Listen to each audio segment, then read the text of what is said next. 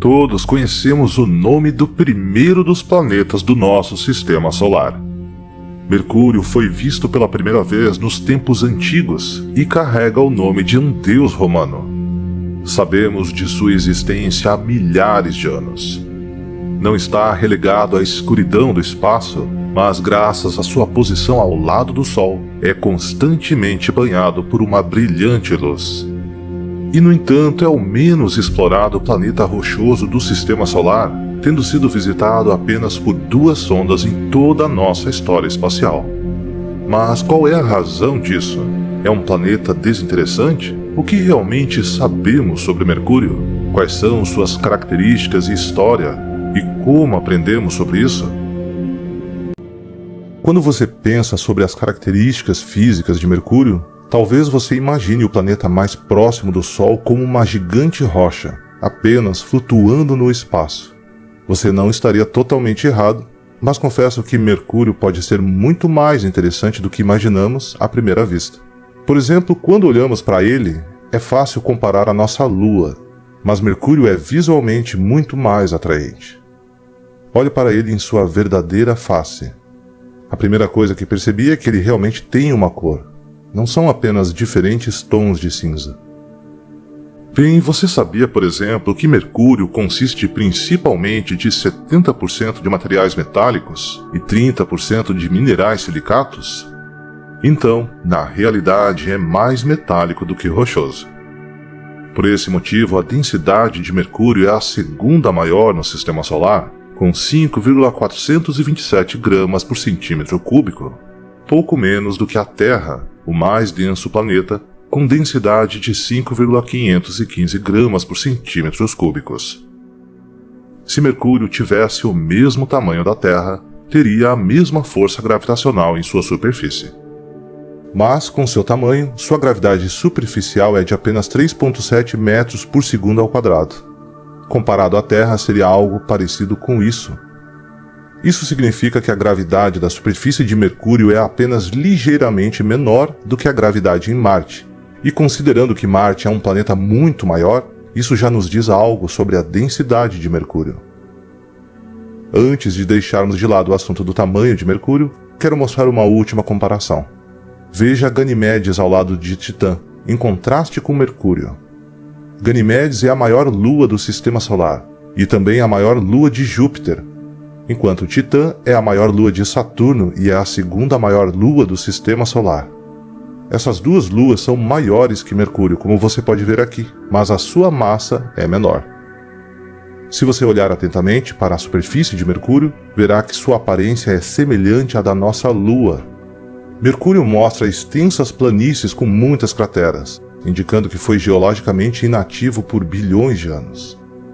Mas obviamente era geologicamente ativo em um certo ponto, já que uma das características diferenciais da superfície de Mercúrio é a presença de muitos cumes estreitos, que se estendem até centenas de quilômetros de comprimento.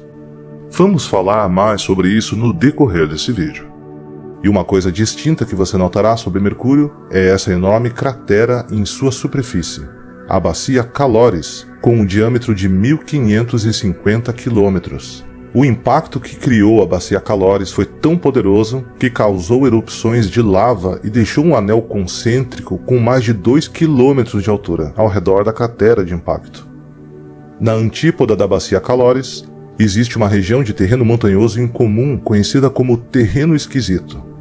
Se você compará-lo com o resto de Mercúrio, já entende de onde vem esse nome. Então, como é a superfície de Mercúrio? Bem, para começar, a temperatura da superfície é muito diferente em todas as regiões. Pode variar de 173 graus negativos a mais de 400 graus Celsius. Ele nunca se eleva acima de 93 negativos nos polos, porque não há atmosfera retendo o calor e, portanto, há uma grande diferença entre o Equador e os polos. Mas também é devido à sua órbita e rotação, dos quais falaremos mais adiante.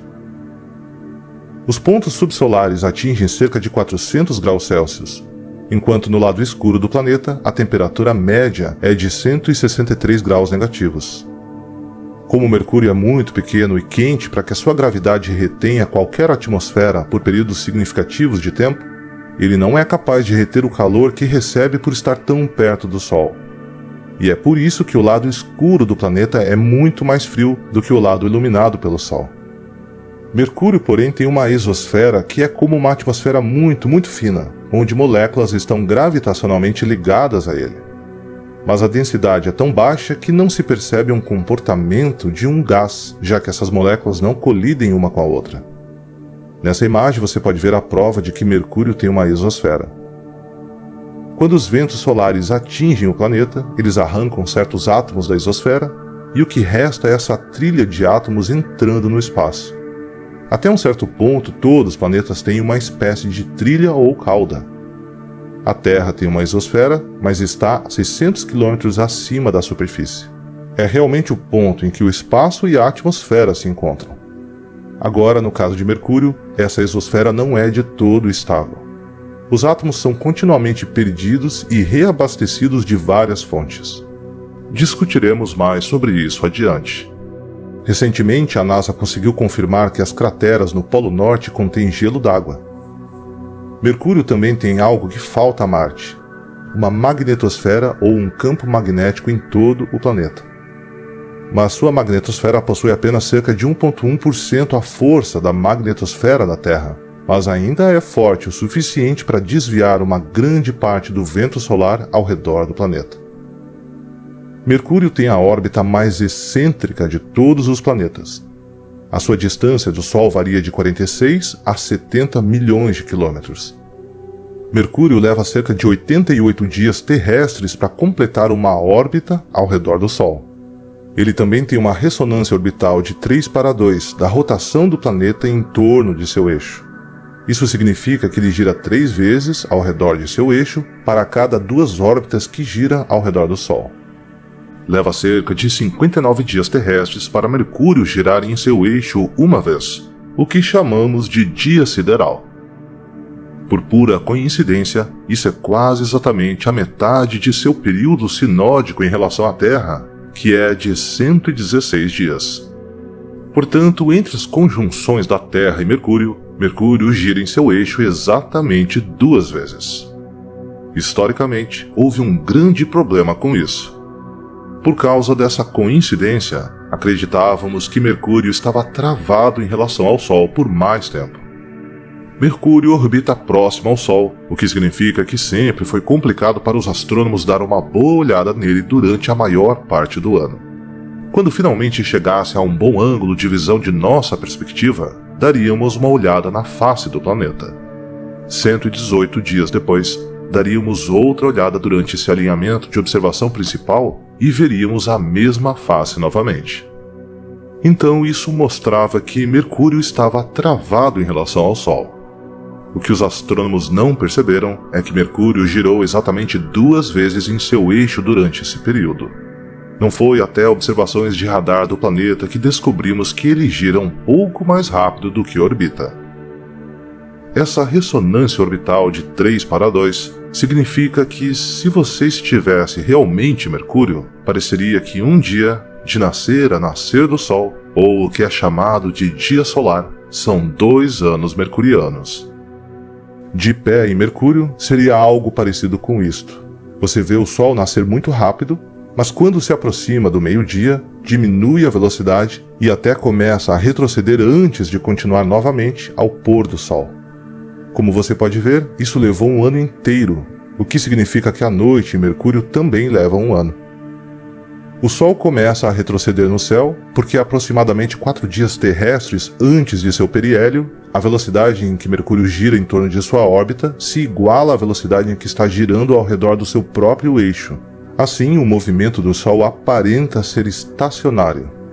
No próprio periélio, a velocidade orbital de Mercúrio supera sua velocidade rotacional. Então, para uma pessoa de pé sobre Mercúrio, o Sol parece se mover para trás. 4 dias após o periélio, o movimento normal do Sol é retomado. Você pode ver isso ainda mais claramente da perspectiva de cima para baixo de Mercúrio, em um de seus polos. 2 vezes por dia, o Sol parece fazer uma pausa e continuar novamente.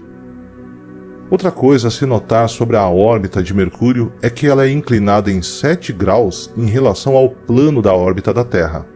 Como resultado disso, só podemos ver Mercúrio na frente do Sol quando ele está diretamente entre nós na Terra e o próprio Sol.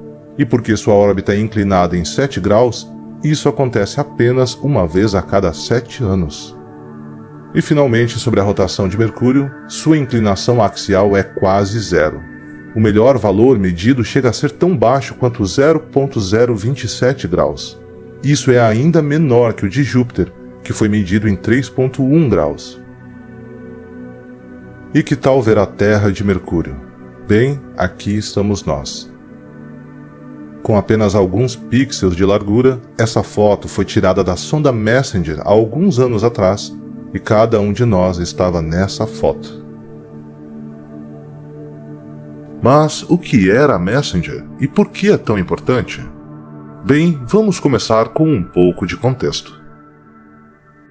Quando a humanidade começou a enviar espaçonaves para explorar o sistema solar, o primeiro planeta a ser visitado foi o nosso vizinho mais próximo, Vênus, em 1962. Em seguida Marte em 1965 e depois Júpiter em 1973. Só então, em 1974, visitamos o planeta Mercúrio. E você deve ter percebido algo estranho nessa ordem de planetas visitados. A distância mais próxima entre a Terra e Mercúrio é de 77 milhões de quilômetros. Na verdade, em média, é o planeta mais próximo de nós.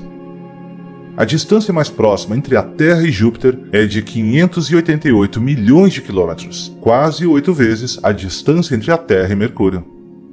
E Júpiter foi visitado novamente em 1974, 2 vezes em 1979, em 1992, em 1995, em 2000 e em 2007.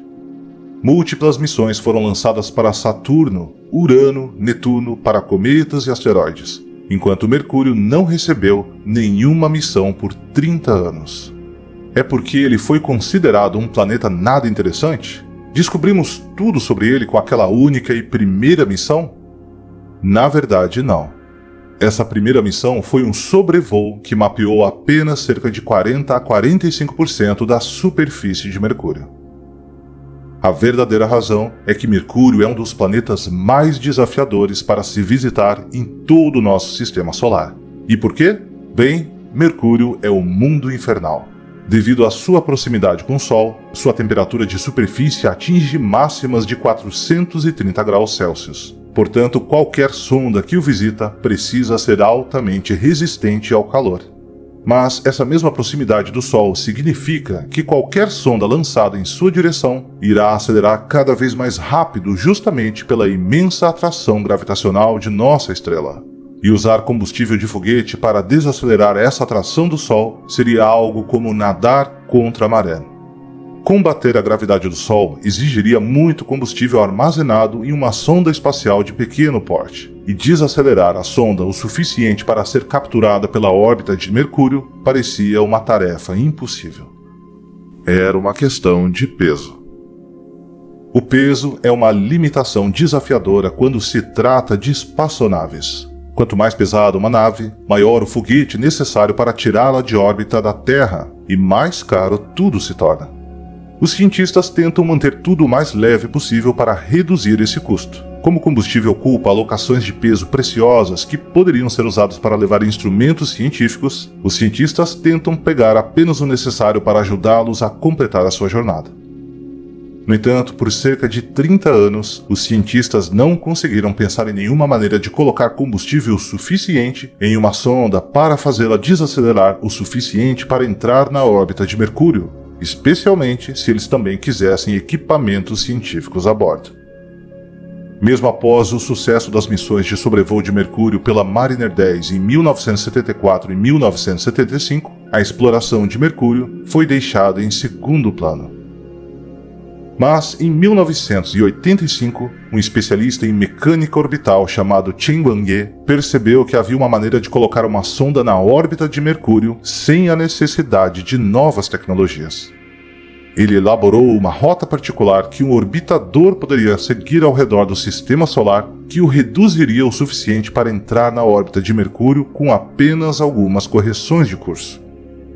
Em vez de ir direto para Mercúrio, o orbitador precisaria percorrer um caminho muito mais longo.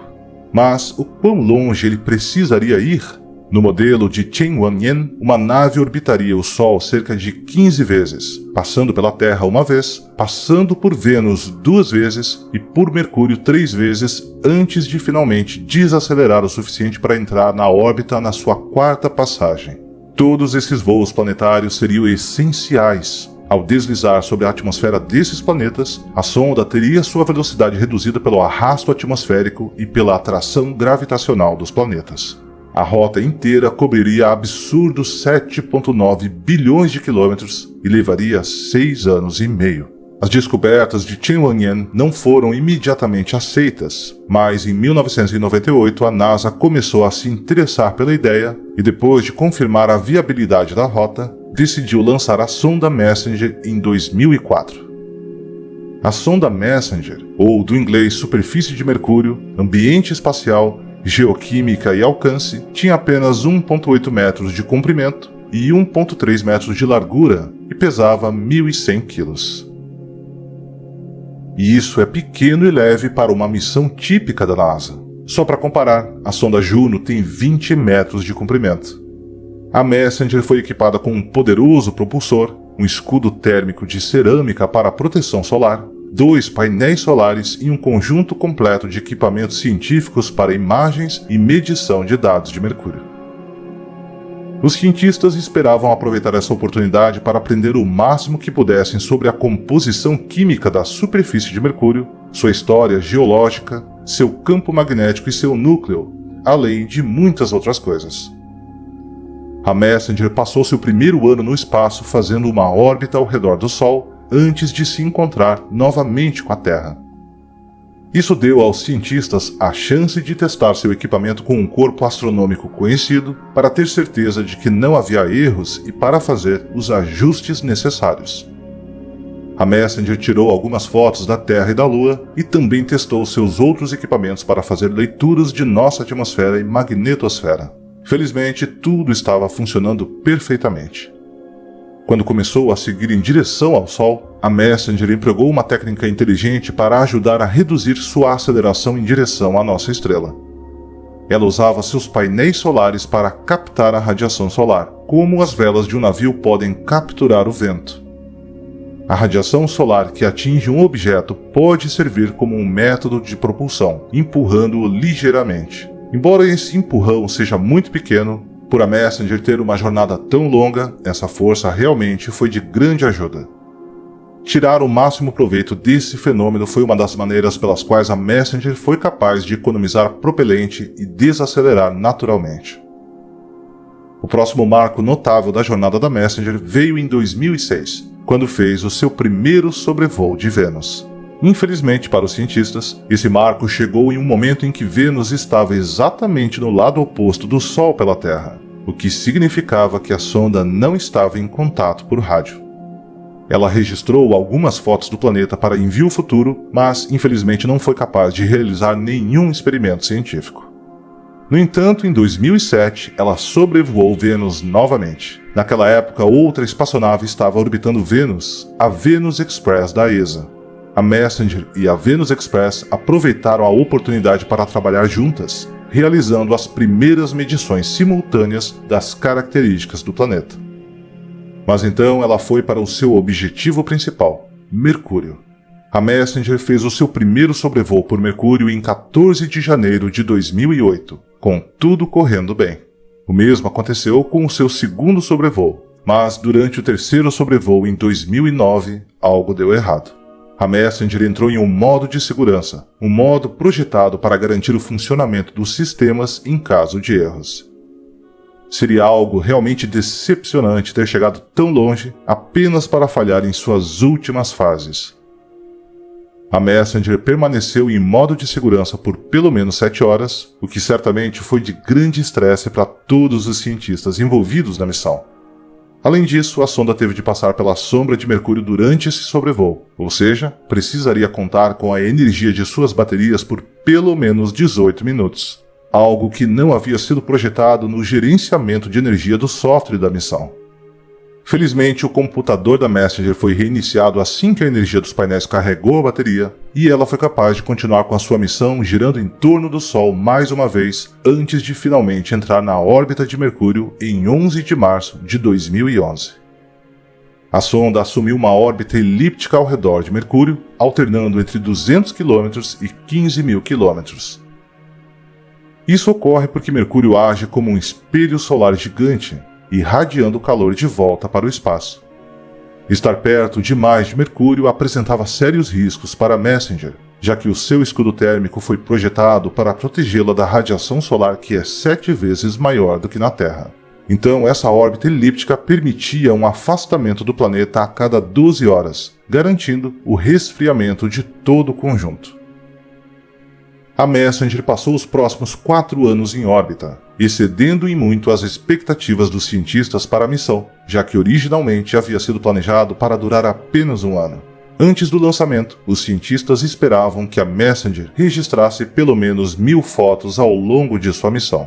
No entanto, a sonda capturou mais de 200.000 fotos, dando-nos um mapa completo de alta definição e cores da superfície de Mercúrio, e ainda registrando cometas próximos e outros planetas. Em 25 de dezembro de 2014, o propelente da Messenger, tão cuidadosamente guardado até aquele ponto, estava finalmente prestes a acabar. Neste ponto, a Messenger estava orbitando a meros 25 km da superfície do planeta. Os cientistas deram aos propulsores uma última explosão para estender sua órbita pelo maior tempo possível. Mas em 30 de abril de 2015, a Messenger colidiu com a superfície do planeta Mercúrio. Depois de uma jornada de mais de uma década e cobrir literalmente bilhões de quilômetros, a missão Messenger havia chegado ao seu fim. Antes de se despedir, a Messenger nos deu uma riqueza de insights sobre Mercúrio. A bordo da sonda estava uma série de instrumentos científicos, incluindo um magnetômetro para mapear o campo magnético de Mercúrio. É provavelmente gerado por um efeito dínamo em seu núcleo derretido. Na Terra, nossa rotação rápida e alongamento de maré com a Lua mantém nosso núcleo derretido, mas Mercúrio não tem uma Lua ou uma rotação rápida. O que ele tem, no entanto, é uma órbita excêntrica, mais do que qualquer outro planeta. A força gravitacional aumenta e diminui à medida que se aproxima e se afasta do Sol, de modo que a força de maré puxa e comprime o planeta, cujo atrito mantém o núcleo de Mercúrio quente e o dínamo funcionando. Ao contrário da Terra, essa órbita de Mercúrio está deslocada do centro em cerca de 20% do raio do planeta, e não sabemos realmente por quê. Seu campo magnético tem apenas cerca de 1% da força do campo magnético da Terra, mas ainda é capaz de desviar muito do vento solar ao redor do planeta. No entanto, por estar mais perto do Sol, a pressão do vento solar é muito maior, em comparação com o nosso planeta. Adicione um campo magnético fraco à mistura, e a magnetosfera ao redor de Mercúrio é comprimida próxima à superfície do planeta.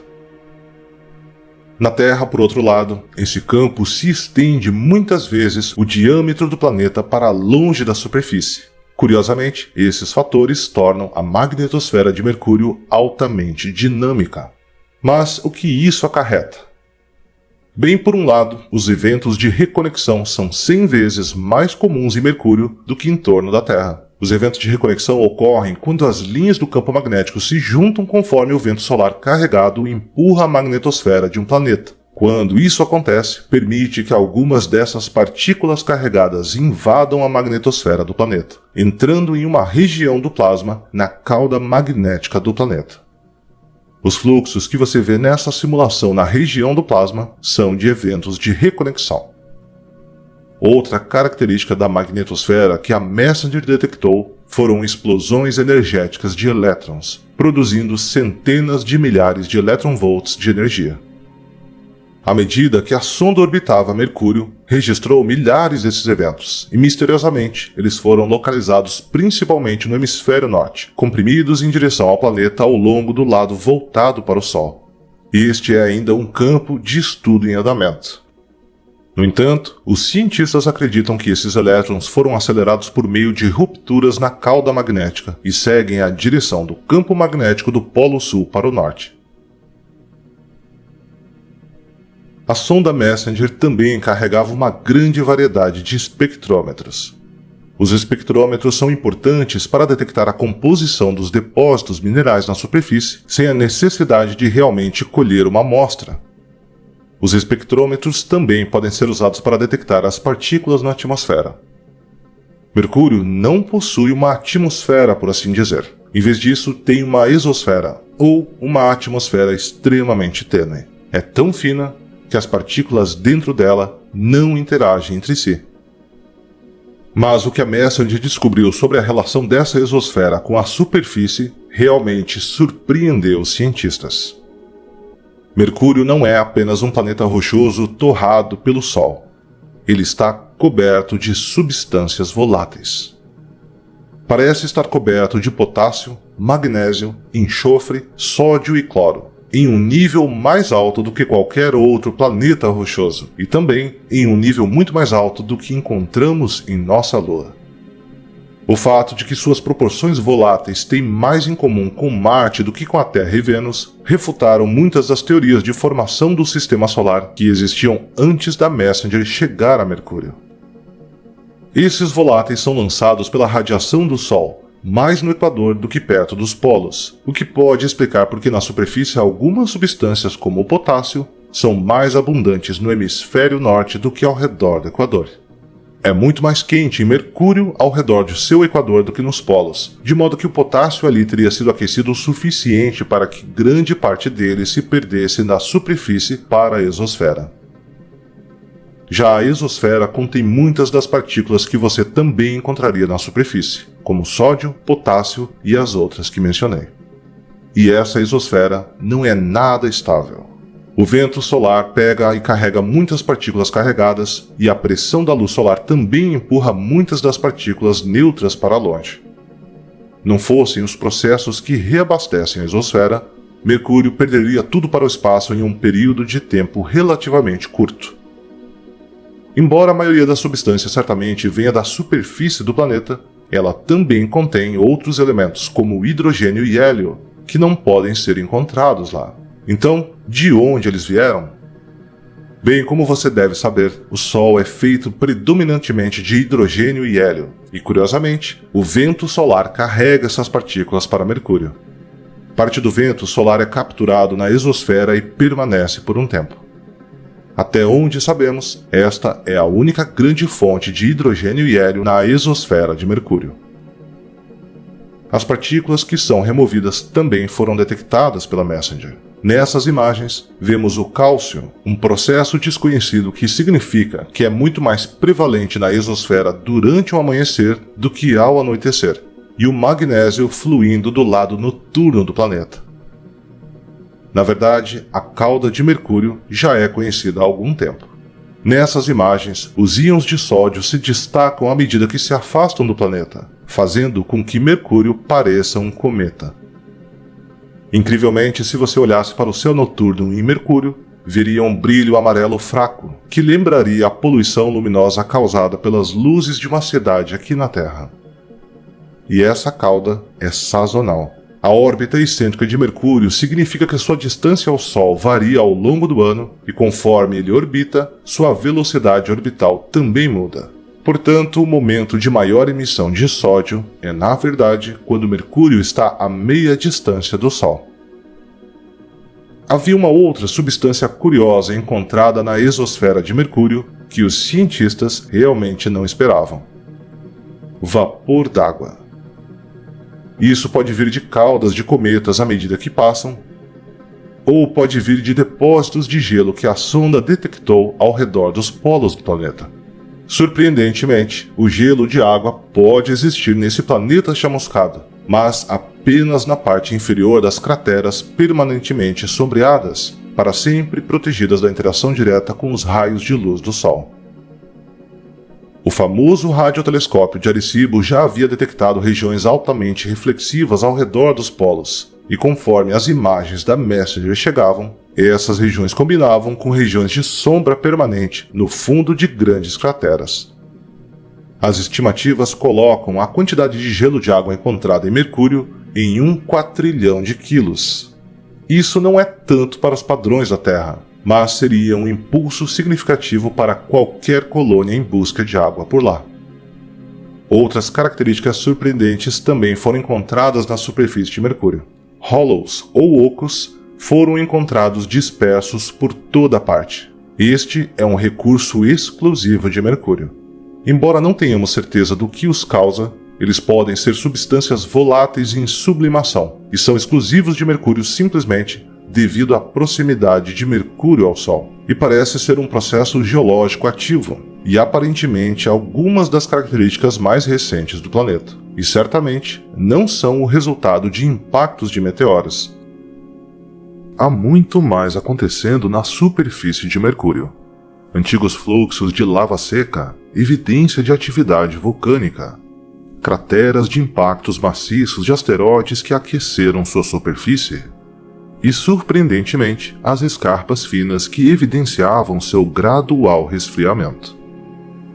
Essas escarpas mostram que Mercúrio está se contraindo, e com base nos dados da Messenger, Mercúrio contraiu mais de 14 km de diâmetro desde a sua formação, muito mais do que o esperado.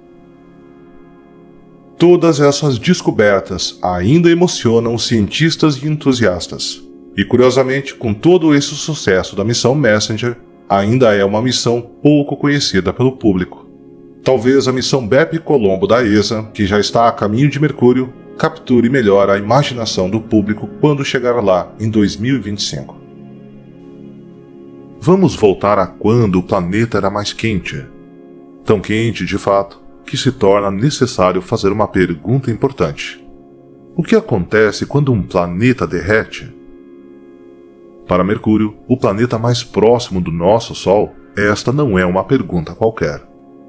Correndo o risco de ser redundante, Mercúrio é um planeta muito quente.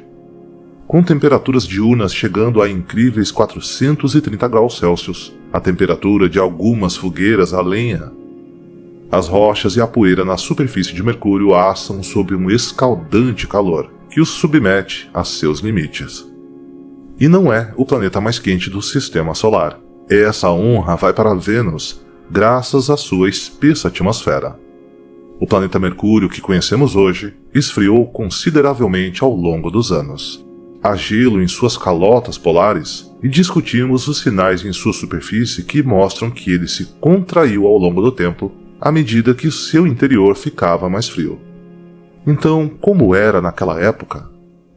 Quando a rocha é suficientemente aquecida, sua estrutura sólida se desfaz e se transforma no líquido viscoso conhecido como magma, com uma viscosidade ou fluidez de 10.000 a 100.000 vezes maior do que a água. Para um ponto de referência, esta é uma viscosidade semelhante ao ketchup. Dependendo do tipo de rocha, o magma se forma em temperaturas de pelo menos 600 graus Celsius, mas potencialmente tão altas quanto 1.300 graus Celsius. Assim, para que Mercúrio tenha começado a derreter, sabemos que deve ter atingido pelo menos essas temperaturas. Apesar de ser muito menos líquida que a água, a lava ainda pode percorrer grandes distâncias antes de parar. Isso ocorre porque uma vez que a superfície da lava endurece, ela forma uma camada isolante que mantém o resto da lava protegida para que ela possa fluir livremente. E como sabemos que isso aconteceu em Mercúrio? As pistas podem ser encontradas em crateras como Hathlad.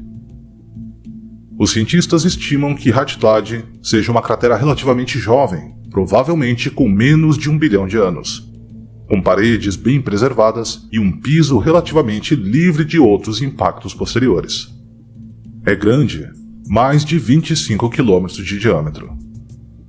Observe como as colinas são ásperas ao redor da cratera e, no entanto, por dentro há uma planície lisa. Isso não é coincidência. Originalmente, o terreno dentro de Haglad era provavelmente tão acidentado quanto as colinas ao redor. Então, por que é tão suave agora? A resposta é lava. Quando a lava é deixada sozinha, ela tentará formar a superfície mais plana possível, assim como a água faz se você a colocar em uma tigela, pois é arrastada para baixo sob os efeitos da gravidade. O mesmo aconteceu aqui. Um asteroide colidiu com a superfície do planeta e a cratera rapidamente se encheu de lava. Uma vez que a lava esfriou, formou a planície lisa que você vê aqui. Mas de onde veio essa lava? Existem duas teorias. A primeira é que o impacto do meteoro desencadeou uma erupção vulcânica à medida que o magma abaixo da superfície subia através de rachaduras para encher a bacia. A segunda explicação é que a superfície dentro da cratera ficou tão quente devido ao impacto do meteoro que empurrou a crosta de rocha já quente sobre o ponto de inflexão em fusão. Esse tipo de lava é conhecido como derretimento por impacto. Mas a verdadeira explicação é provavelmente uma combinação de ambas as teorias. Agora que sabemos que a suavidade é um sinal de fluxo de lava, de repente percebemos que existem inúmeras outras crateras em Mercúrio que também devem ter sido preenchidas com lava. Basta dar uma olhada em algumas crateras como Rustaveli, onde os penhascos da montanha podem ser vistos surgindo através da suave camada de lava. Ou Copland, Polygnotus, ou Rachmaninov. Rachmaninov é particularmente interessante, pois aqui você pode ver os indicadores mais fortes de lava borbulhando abaixo da superfície até o centro da cratera. Dê uma olhada nas estranhas rachaduras enrugadas formando um círculo áspero dentro da cratera central. Essas rachaduras são um sinal de que um derramamento mais lento de magma subiu debaixo da superfície, rompendo a planície, depois pressionando para cima e esfriando novamente sob os efeitos da temperatura flutuante de Mercúrio. Aqui, em muitas dessas crateras de impacto, as colisões do espaço desencadearam uma atividade vulcânica profunda de dentro da concha de Mercúrio. Mas a lava não fluía apenas dentro das crateras. Dê uma olhada no vale conhecido como Anchor Valleys. Aqui você pode ver sinais claros de fluxo de lava suave, mas desta vez se movendo como um rio. A lava viajou de alto a baixo, até que finalmente derramou na bacia próxima a ela. Fluxos como esses acabaram enchendo mares maciços, ocupando várias áreas do planeta e tornando-as mais alaranjadas, como as que vemos hoje. Os cientistas começaram a reconhecer essa reveladora cor laranja como um sinal seguro de atividade vulcânica, e a partir dela começou a surgir um quadro mais detalhado das condições no início de Mercúrio, que o tornam ainda menos hospitaleiro. Áreas como esta ao nordeste de Rachmaninov provavelmente são formadas por atividade vulcânica. Quando a Messenger sobrevoou essa área em 2015, fez um registro detalhado dela e descobriu que a superfície estava coberta por uma poeira fina. Após revisão, ficou óbvio o que era essa poeira. Cinzas vulcânicas, que devem ter saído das aberturas e coberto o terreno ao seu redor. Os cientistas da NASA a compararam à neve, uma neve ardente, quente e raivosa. Então, se você estivesse lá, o que enfrentaria em Mercúrio não seria apenas lava fluindo sob seus pés, mas também cinzas ardentes caindo do céu. E isso era apenas com os vulcões mais calmos. O indicador final da atividade vulcânica em Mercúrio sugere erupções tão destrutivas que pedaços inteiros foram esculpidos do planeta. Dê uma olhada na cratera chamada Navoi.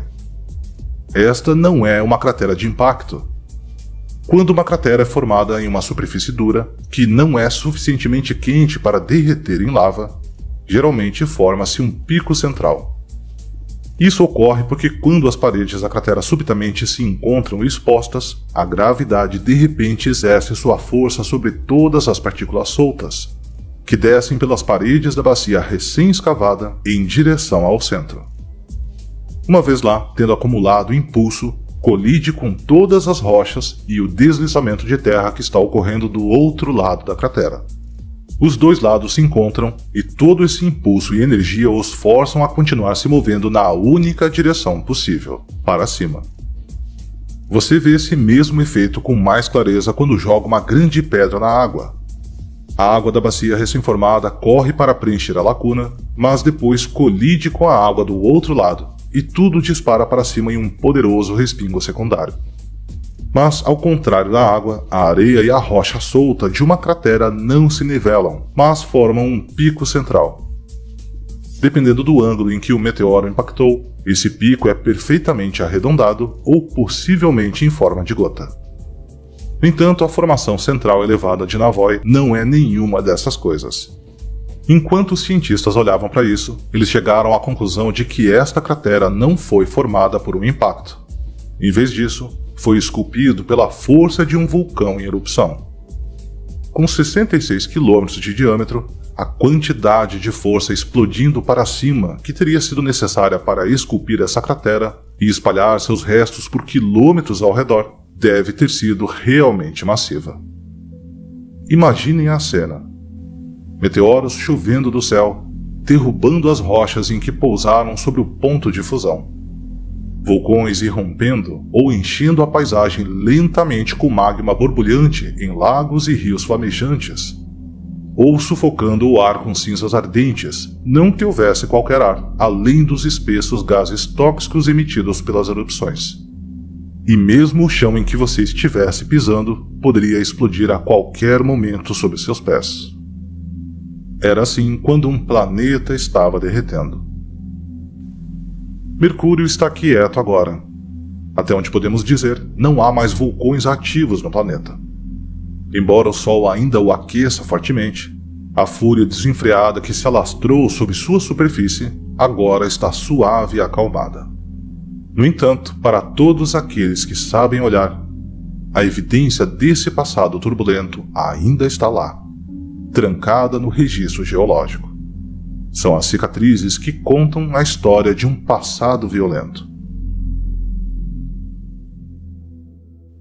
Quando algo é tão incrivelmente difícil de se alcançar, como o planeta Mercúrio, também torna-se um objeto de estudo extremamente complicado.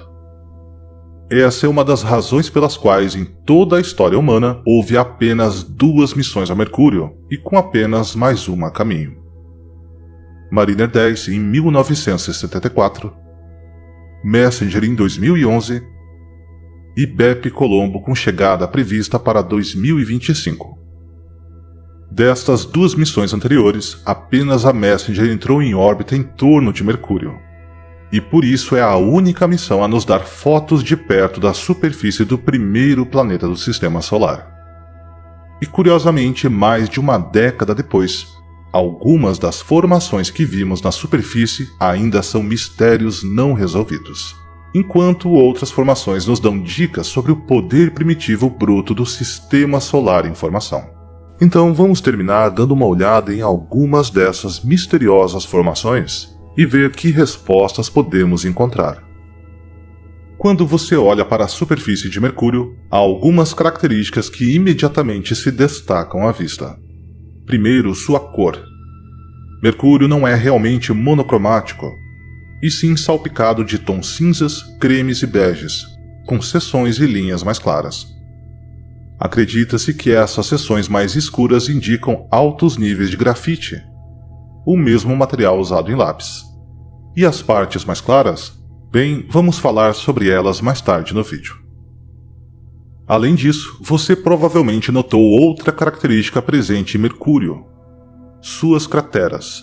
Assim como a Lua, Mercúrio é coberto delas, pois pedaços antigos de detritos espaciais caíram no planeta desprotegido com uma distribuição aproximadamente uniforme.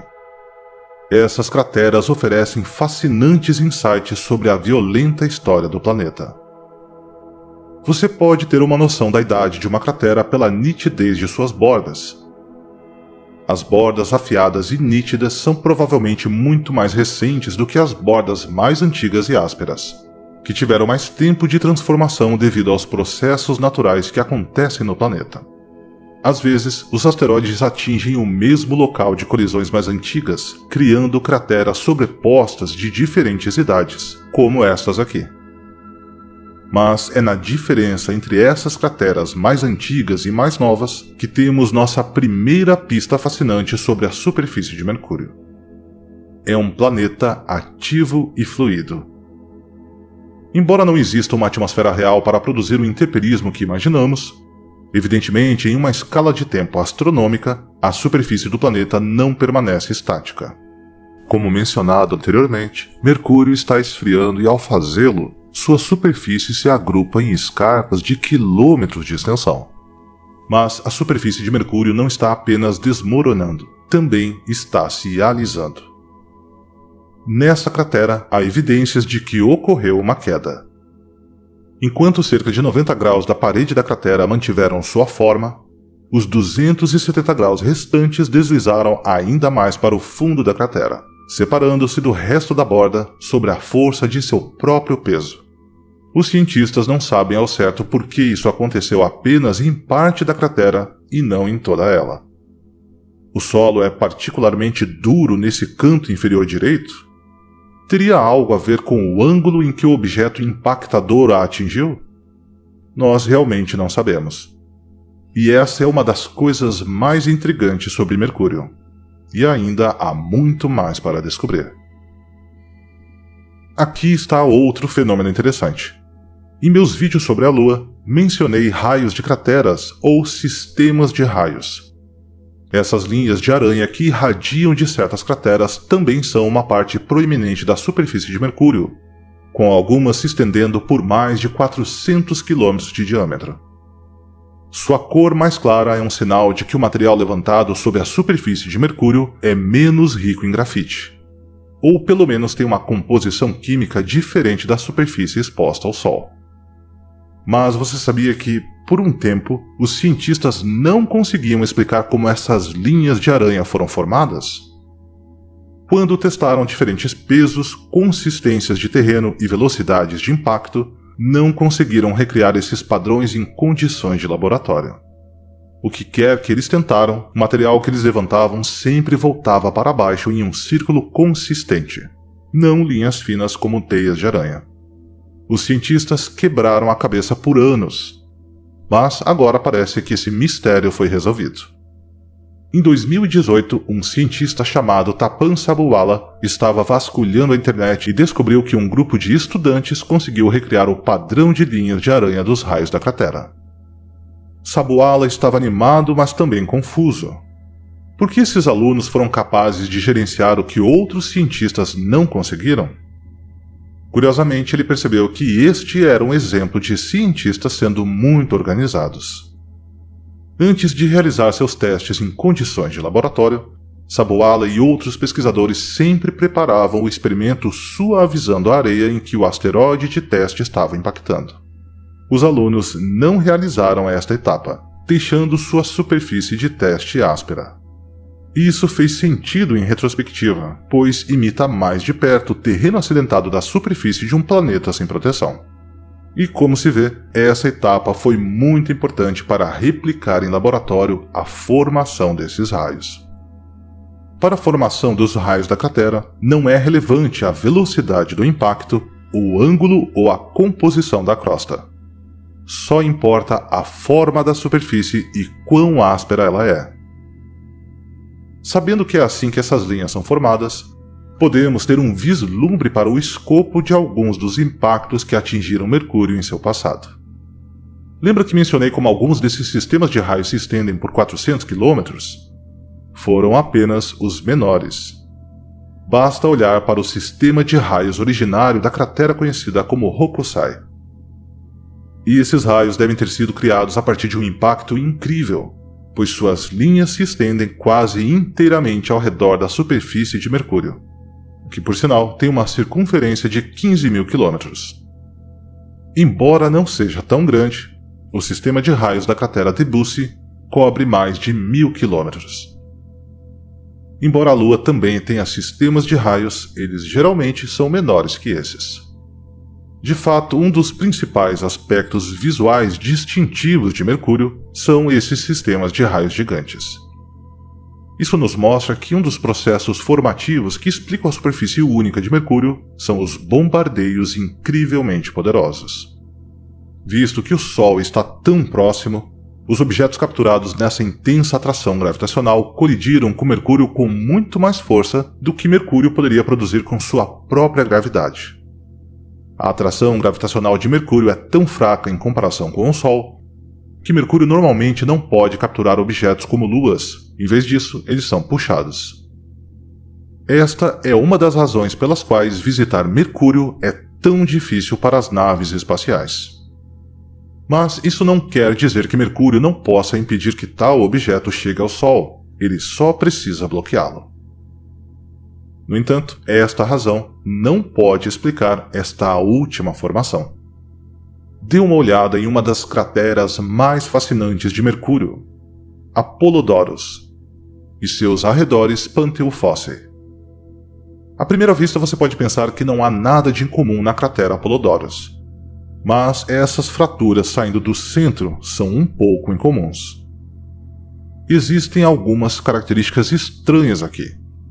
Para começar, as fraturas e suas fraturas radiais circundantes têm uma estranha semelhança com vidro quebrado. O vidro fratura-se dessa forma devido às suas qualidades duras, porém quebradiças. Como você viu, a maioria das outras crateras que vimos em Mercúrio não seguem esse padrão. A crosta de Mercúrio não tende a fraturar, mas pulveriza em sistemas de raios ou apenas deixa crateras perfeitamente redondas. E isso está de acordo com uma maquiagem de material mais solto. A areia não se quebra ao ser atingida. Também não vemos essa fratura em nenhum outro lugar do planeta, então algo incomum está claramente acontecendo aqui. A superfície de Mercúrio era particularmente dura e fria quando esse impacto ocorreu, tornando-a mais frágil. As noites de Mercúrio podem chegar a 180 graus Celsius negativos. Mas se foi assim, por que isso não aconteceu em outros lugares? Cerca de metade dos impactos deveriam atingir o lado noturno de Mercúrio, pelo menos.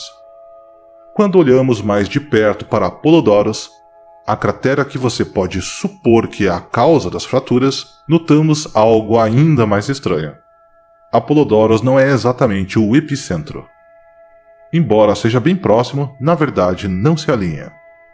Isso pode sugerir que Apolodorus e as fraturas de Pantheon-Fosse não estão relacionadas. O que quer que tenha causado esse fenômeno pode ter ocorrido apenas para mais tarde ser atingido por um asteroide próximo, mas não em seu epicentro. Mas se é assim, o que causou o Pantheon-Fosse? O curioso é que não sabemos. Evidentemente, algo criou essa forma de vidro fraturado, mas não deixou nenhuma cratera.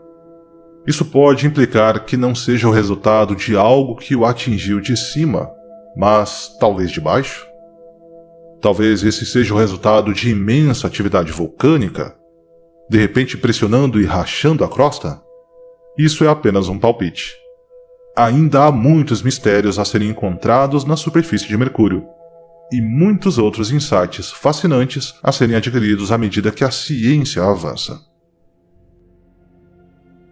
Quando a Bepi Colombo chegar a Mercúrio em 2025, iniciará outro extenso estudo do planeta, e talvez então tenhamos as respostas. A Bepi Colombo revelará as características da magnetosfera e exosfera de Mercúrio e terá um melhor panorama sobre sua geologia e composição. Mas até lá, os cientistas continuarão a estudar meticulosamente os dados disponíveis. Por enquanto, Mercúrio resiste, cozido em seu forno solar. Ele sobreviveu lá por milhões de anos e provavelmente sobreviverá por muitos outros milhões, apesar de todas as condições adversas submetidas pelo Sol e por todo o sistema solar. As condições infernais de seu ambiente podem dificultar o acesso, mas não há como negar sua resiliência, mostrada em sua carbonizada beleza cheia de crateras. Talvez um dia saibamos tudo sobre o primeiro dos planetas do Sistema Solar, mas esse dia ainda não chegou.